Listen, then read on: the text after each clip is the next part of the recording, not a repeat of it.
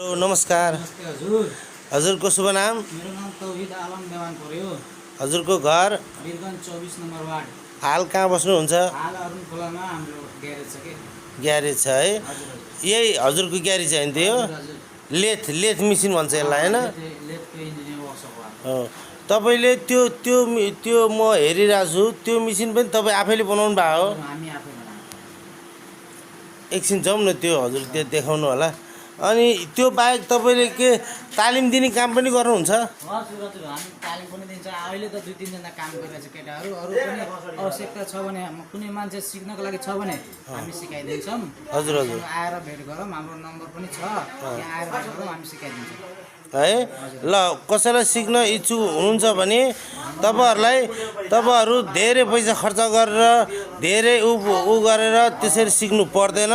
उहाँसँग आएर सिधै भेट गर्नु होला। उहाँले यस्ता यस्ता मिसिनहरू उहाँ आफैले बनाउनुहुन्छ ल। हेर्नु, नेपालमा यो ई रिक्सा अटो टेम्पू भन्दा कम छैन। भोलिको खण्डमा भोलि देशमा अब राम्रो सुधार हुँदै आयो भने भोलि नेपालमै गाडी पनि बढ्न कम टाइम लाग्नेवाला छैन जस्तो लाग्छ मेरो विचारमा, होइन त दाइ? हजुर हजुर, बनाउन मिल्छ त।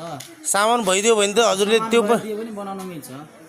पार्ट्सहरू अवेलेबल भयो भने बनाउन मिल्छ त हामीलाई, होइन त? हजुर हजुर। पार्ट्सहरू सिर्फ हामीलाई पार्ट्सहरूको खाँचो पर्यो। योभन्दा अहिलेको नेताले पनि त्यो सबै अभाइलेबल गर्न सक्थ्यो, तर उनीहरूले चाहिएन, होइन त? हाम्रो नेपालको हुनार मान्छेहरू सबै विदेश पठायो, हो कि ल भन्नु त? सायद हजुर पनि विदेशै गएर आउनुभयो होला। होइन, म त यहीँ सुरुदेखि यहीँ छु। सुरुदेखि नै यहीँ हुनुहुन्छ, होइन त? भइसक्यो काम गरेको अहिलेसम्म।